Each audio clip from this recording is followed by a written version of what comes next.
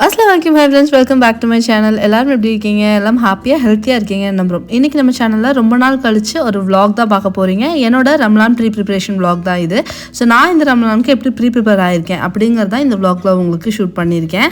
First of all நான் இந்த vlog எடுக்கிறதுக்கான காரணம் என்னன்னு சொல்லிடுறேன். ஃபர்ஸ்ட் நான் மினி vlog-ஆ தான் வந்து இது ஷூட் பண்ணியிருந்தேன். கொஞ்சம் கொஞ்சமாக ஷூட் பண்ணியிருந்தேன். ஸோ எல்லா வீடியோ ஒட்டுக்க கம்பேர் பண்ணி பார்க்கும்போது வந்து பார்த்தீங்கன்னா 45 மினிட்ஸ் ஒரு 2-3 ஷார்ட்ஸ்க்காக நான் ஒரு 45 மினிட்ஸ் வீடியோ வந்து ஷூட் பண்ணியிருக்கேன். ஸோ அந்த எந்த அளவுக்கு எஃபர்ட் போட்டிருக்கோம் இல்லையா, சரி அதை அப்படியே ஒட்டுக்க கம்பேர் பண்ணி ஒரு வீடியோவாக வந்து ரெடி பண்ணிடலாம். ஒரு 10 மினிட்ஸ் வீடியோ வரல, ஸோ எடிட் பண்ணி வரும்போது ஒரு 10 மினிட்ஸ் வீடியோ தான் வரும். ஒரு 45 மினிட்ஸ் வீடியோ நான் எடிட் பண்ணேன் அப்படின்னா சரி ஓகே, அதை வந்துட்டு யூஸ்ஃபுல்லாக இருக்கிற மாதிரியே வந்து போட்டுடலாம். நம்மளோட மினி vlogsமே வந்து பார்த்தீங்கன்னா ஓரளவுக்கு ரீச் இருக்குது. அதாவது நான் பேக்கிங் போடும்போது எந்த அளவுக்கு ரீச் இருக்கோ அதே மாதிரி என்னோட மினி vlogsமே கொஞ்சம் ரீச் இருக்குது. ஸோ நீங்கள் கொஞ்சம் இன்ட்ரெஸ்டடாக இருக்கீங்க அப்படிங்கிற மாதிரி தெரிஞ்சது, அதனால தான் லாங் வீடியோவும் வந்துட்டு இன்க்ளூட் பண்ணலாம் அப்படின்னு நினச்சிருக்கேன். இன்ஷால்லா vlogs வந்துட்டு மூமெண்ட்ஸ் இருக்குது. அதே மாதிரி எனக்கு vlog ஷூட் பண்ண பிடிச்சிருக்கு அப்படின்னா கண்டிப்பாக ஃபியூச்சரில் நான் vlogs வந்து நிறைய ஆட் பண்ணுறதுக்கு ட்ரை பண்ணுவேன். ஓகேங்களா?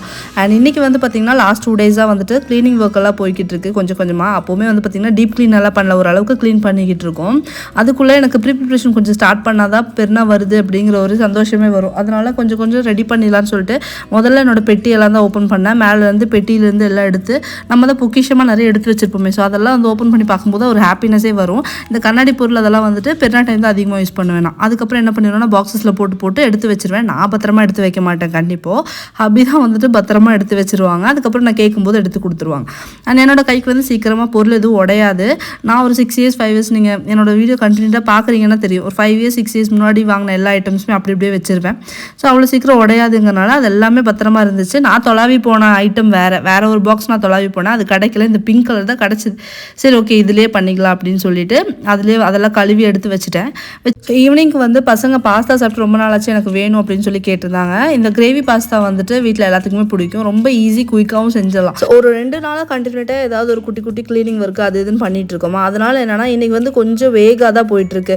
பண்ண வேணாம் அப்படிங்கிற அதுக்கு தகுந்த மாதிரி ஒரு வேலையை வந்துக்கிட்டே இருக்குது. ஃபஸ்ட்டு இந்த பாஸ்தா சரி இது செஞ்சு கொடுத்துட்டு அடுத்த வேலைக்கு போகலாங்கிறதோட 2-3 ஆர்டர் போட்டிருந்தேன் அமேசான்லேருந்து. ஸோ அந்த பார்சல்ஸ் எல்லாம் ரிசீவ் ஆயிருந்துச்சு. சரி அதுவும் ஓப்பன் பண்ணிடலாம் வீடியோலேயே அப்படின்னு சொல்லிட்டு கொண்டு வந்தேன். பொதுவாகவே பெருநாள் அப்படின்னா புது ஐட்டம்ஸ் எல்லாம் நம்ம கிச்சனுக்கு ஆட் பண்ணுறது இதெல்லாம் வந்து யூஷுவலான ஒரு வேலையாக போச்சு.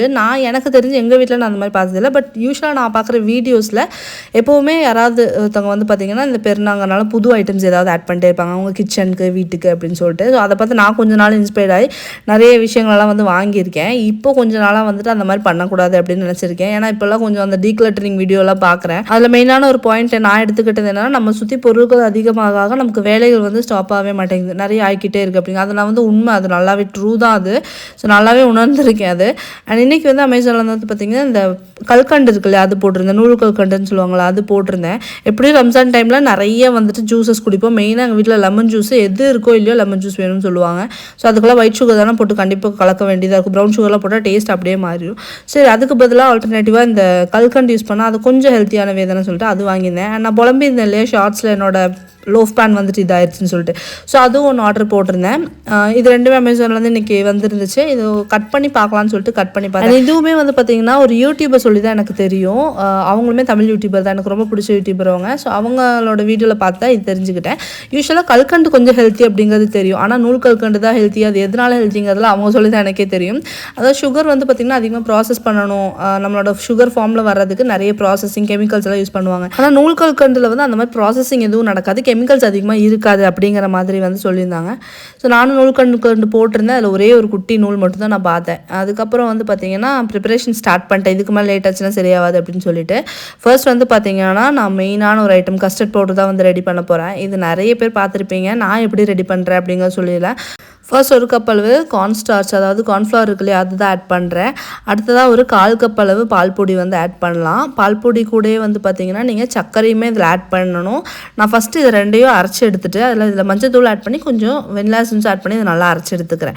அதுக்கப்புறமா சர்க்கரை ஒரு 1/4 கப்பு அரைச்சிக்கணும். அது இந்த கிளிப்பிங் வந்து மிஸ் ஆயிடுச்சு. சர்க்கரையும் இது கூட மிக்ஸ் பண்ணி நீங்கள் ஸ்டோர் பண்ணிட்டீங்க அப்படின்னா உங்களுக்கு வந்துட்டு ரொம்ப நாள் லைஃப் வரும். அதாவது வெளியிலேயே நீங்கள் ரூம் டெம்பரேச்சர்லேயே வச்சு ஸ்டோர் பண்ணலாம், ஃப்ரிட்ஜில் தான் வைக்கணும் அப்படிங்கிற மாதிரி இருக்காது. இந்த பாத்திரம் மட்டும் நல்லா தொடச்சி கழுவி தண்ணி இல்லாத மாதிரி பார்த்துக்கோங்க எதை ஸ்டோர் பண்ணும்போதுமே. அடுத்ததாக வந்து பார்த்திங்கன்னா நம்மளோட பஜ்ஜி போண்டா மிக்ஸ். இது ஒரு லைஃப் சேவர் அப்படி தான் சொல்லுவேன். பட் இந்த தடவை கொஞ்சம் கம்மியாக தான் செஞ்சு வச்சுக்கிறேன். ஏன்னா நிறைய செஞ்சு வச்சா சில டைம்ஸ் வந்து வேஸ்ட்டும் ஆகுது. அதனால் கம்மியாக வந்து செஞ்சு வச்சுக்கிறேன். 2 கப் அளவு பேசன் எடுத்திருக்கேன் கடலை மாவு. அது கூட வந்து பார்த்திங்கன்னா 1/2 கப் அளவு அரிசி மாவு ஆட் பண்ணும். பேசன் எப்போவுமே இப்படி ஷிஃப்ட் பண்ணி ஆட் பண்ணுங்கள். ஏன்னா அது கட்டியாக இருக்கும். அப்புறம் எந்த இன்க்ரீடியன்ஸுமே அது கூட மிக்ஸ் ஆகாமல் போயிடும். அடுத்ததாக 1 டேபிள் ஸ்பூன் அளவுக்கு மிளகாய்த்தூள், 1 டீஸ்பூன் அளவுக்கு மஞ்சள் தூள், உப்பு தேவையான அளவுக்கு ஆட் பண்ணிவிட்டு பெருங்காய பொடி இருக்குல்ல அது வந்து கொஞ்சம் நிறையவே ஆட் பண்ணும். அதுதான் இதுக்கு நல்ல ஃப்ளேவர் கொடுக்கும். ஸோ அப்படியே வந்துட்டு நம்ம கடைகளில் வாங்குற பஜ்ஜி போண்டா மிக்ஸ் மாதிரியே இருக்குங்க இது.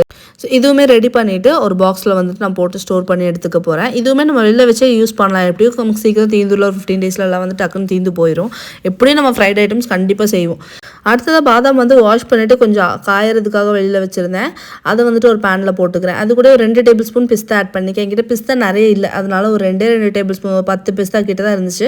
அதுவும் ஆட் பண்ணிட்டு ஒரு 4 வந்து பார்த்திங்கன்னா அந்த கார்டமன் போட்ஸ் இருக்குல்ல அதையும் ஆட் பண்ணிட்டு அது நல்லா வறுத்து எடுத்துக்கிட்டேன். பதாமில் வந்து தொட்டு பார்க்கும்போது நல்லா சுருக்குன்னு சூட்டிருக்கும், அந்தளவுக்கு தான். அது கூட வந்துட்டு ஒரு 1/2 கப் அளவு கேஷ்யூ நட்டு வந்து வறுத்து எடுத்துக்கிறேன். இதெல்லாமே வறுத்து எடுத்துட்டு இது கூட வந்து இன்றைக்கி பனங்கள் கண்டு சேர்த்து தான் நான் வந்து பதாம் மிக்ஸ் பவுடர் ரெடி பண்ண போகிறேன். வெள்ளைச்சக்கரை எதுலெல்லாம் கொஞ்சம் கம்மி பண்ண முடியுமோ அதெல்லாம் கம்மி பண்ணுறதுக்கு ட்ரை பண்ணியிருக்கேன், அவ்வளோதான். நீங்கள் வெள்ளைச்சக்கரை உங்களுக்கு பிரச்சனை இல்லை அப்படின்னா நீங்கள் வந்து ஆட் பண்ணிக்கலாம். பெரிய டைம் நிறைய அந்த ஒயிட் சுகர் நம்ம ஆட் பண்ணுவோம்ல, ஸோ அதுக்காக அதிலெல்லாம் கொஞ்சம் கம்மி பண்ணலாமே அப்படிங்கிற ஒரு இதுக்காக தான் இந்த மாதிரி பனங்கள் கண்டு இந்த மாதிரி நூல்கள் கண்டு அதெல்லாம் கொஞ்சம் மாற்றிக்கிறோம். இது நல்லா அரைச்சதுக்கப்புறம் மஞ்சத்தூள் போட்டுட்டு நல்லா அரைச்சி எடுத்துக்கோங்க. உங்ககிட்ட குங்குமப்பூ இருந்தால் அதை ஆட் பண்ணிக்கோங்க. அது கேசர் பாதாம் மில்காக ரெடி ஆயிரும். என்கிட்ட குங்குமப்பூ இப்போ ஸ்டாக் இல்லை, அதனால நான் அது போடலை. கடைசியாக ஒரு 1/4 கப் அளவு பால் பொடி. இது வந்து நம்ம கலக்கும் போது நல்லா திக்காக இருக்கும் நமக்கு பாதாம் ஷேக். அதுக்காகத்தான் இது கூலிங்காகவும் நீங்கள் அடிக்கலாம், நீங்கள் சூடாகவுமே அடிக்கலாம். இதை ரெடி பண்ணி வச்சிட்டோம் அப்படின்னா இது பாட்டுக்கு இருக்கும். இதுதான் எனக்கு நிறைய தேவைப்படுங்கனால இது கொஞ்சம் நிறைய குவான்டிட்டியிலே ரெடி பண்ணிட்டேன்.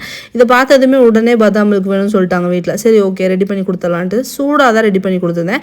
சூடாக ரெடி பண்ணும்போது நீங்கள் இப்படி டேரெக்டாக போட்டுட்டு ஊற்றி அப்படி கலக்கி நீங்கள் வந்து கொடுத்துடலாம். கூலிங்காக இருக்கும்போது நீங்கள் மிக்சியில் போட்டு நல்லா ஷேக் மாதிரி அரைச்சிட்டு கொஞ்சம் ஒரு வெனிலா ஐஸ்கிரீம் கொஞ்சமாக ஸ்கூப் பண்ணி கொடுத்தீங்கன்னா வேறு லெவலில் இருக்கும். அடுத்தது பிரியாணி மசாலா. இதுவுமே வந்து அதிகமாக தேவைப்படல. எனக்கு வந்து நெய் சாப்பாட்டுக்கு, இதுக்கு தேங்காய் சாப்பாடு எல்லாத்துக்குமே வந்து பார்த்திங்கன்னா இந்த பிரியாணி மசாலா யூஸ் ஆகும். அதுக்கு வந்து 20 கிராம் பட்டை, 20 கிராம் வந்து பார்த்திங்கன்னா ஏலக்காய் எடுத்திருக்கேன், 15 கிராம் வந்து கிராம்பு எடுத்திருக்கேன். இதுதான் என்னோடய பிரியாணி மசாலாவோட மெஷர்மெண்ட்டு.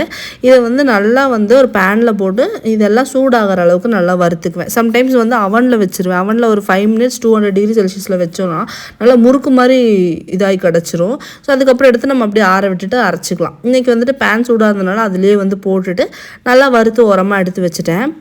இது கொஞ்சம் ஆறுறதுக்குள்ளே மற்ற வேலையெல்லாம் பண்ணிட்டு வந்துட்டேன். பட் நான் உங்களுக்கு வீடியோவில் இதை வந்து நான் காட்டிடுறேன். ஃபஸ்ட்டு இது ஆறுனதுக்கப்புறம் இதெல்லாம் போட்டுட்டு நல்லா அரைச்சி எடுத்துட்டோம் அப்படின்னா நம்மளோட பிரியாணி மசாலா ரெடி ஆகிடும். அதே மாதிரி ரொம்ப அதிகமான குவான்டிட்டியில் அரைச்சாலுமே அதோட மனம் அந்தளவுக்கு நல்லா இருக்குங்கிற மாதிரி இருக்காது. இது ஒரு 20 டேஸ் வரைக்கும் எனக்கு வரும். ஸோ அதனால் அந்தளவுக்கு மட்டும் நான் அரைச்சி எடுத்துக்கிட்டேன்.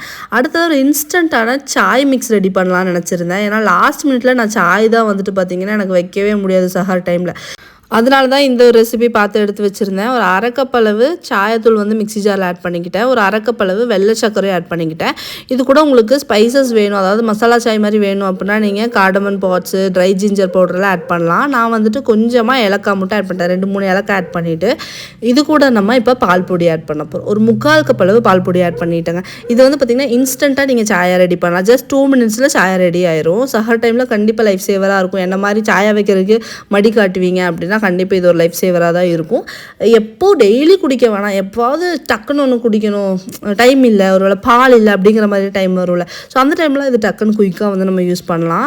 இது எப்படி போடுறதுன்னு உங்களுக்கு சொல்லித்தரேன், ஓகேங்களா? இதையும் ஒரு பாக்ஸில் போட்டு ரெடி பண்ணி வச்சுக்கிட்டேன். அடுத்ததாக ஒரு சிக்கன் மசாலா ரெடி பண்ண போகிறேன்.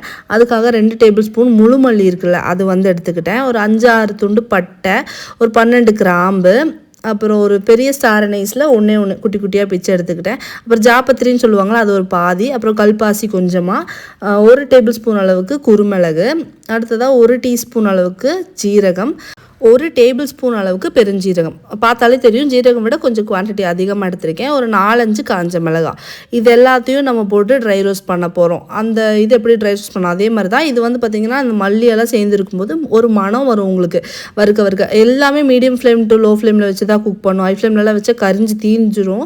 அடுத்து கடைசியாக அதில் ஒரு 4-5 பல் முந்திரி ஆட் பண்ணிவிட்டு இதை நீங்கள் அரைச்சி எடுத்துக்கணும். முந்திரி இல்லைங்கிற பட்சத்தில் பொட்டுக்கல்ல கூட ஆட் பண்ணிக்கலாம். லாஸ்ட்டாக கொஞ்சம் மஞ்சத்தூள் போட்டு இதை நல்லா பவுடர் மாதிரி அரைச்சி எடுத்துட்டோம்னா சிக்கன் மசாலா ரெடி. அதிகமாக சிக்கன் ரெசிபிஸ் எல்லாம் நம்ம ட்ரை பண்ணுவோம் எப்படியுமே. ஸோ அதில் வந்துட்டு நம்ம ஹேண்ட்மேடாகவே ரெடி பண்ணி வச்சுட்டோம் அப்படின்னா கொஞ்சம் யூஸ்ஃபுல்லாக இருக்கும். இதெல்லாம் ஆறுனதுக்கு அப்புறம் தான் நம்ம மூடி எடுத்து வைக்கணும்.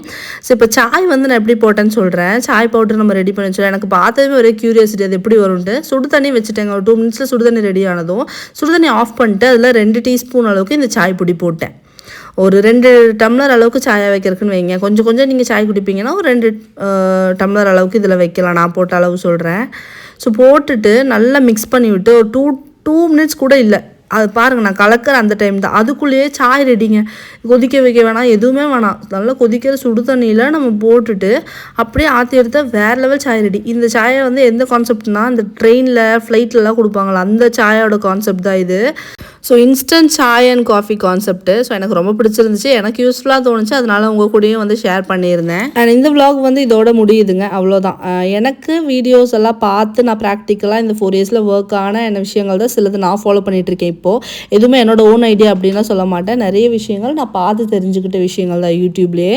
ஸோ அதில் எனக்கு ப்ராக்டிக்கலாக எது ஒர்க் அவுட் ஆச்சு அதெல்லாம் உங்கள் கூடயும் நான் ஷேர் பண்ணியிருக்கேன். அண்ட் இந்த vlog உங்களுக்கு பிடிச்சிருக்கான்னுட்டு கண்டிப்பாக கமெண்ட்ஸ் சொல்ல மறக்காதீங்க, ஓகே? அண்ட் இந்த vlogல உங்களுக்கு என்ன பிடிச்சிருக்கு என்ன பிடிக்கலாங்கிறது கண்டிப்பாக கமெண்ட்ஸ் சொல்லுங்கள். நான் வந்துட்டு அடுத்த vlog பண்ணுறதுக்கு எனக்கு யூஸ்ஃபுல்லாக இருக்கும். அண்ட் இந்த வீடியோவை இவ்வளோ தூரம் பொறுமையாக பார்த்த எல்லாத்துக்குமே ரொம்ப ரொம்ப தேங்க்ஸ். இன்னொரு vlogோட ரெசிபியோட உங்க எல்லாத்தையும் வந்து மீட் பண்ணுறேன். Until then, take care, bye bye, thank you, Assalamu alaikum.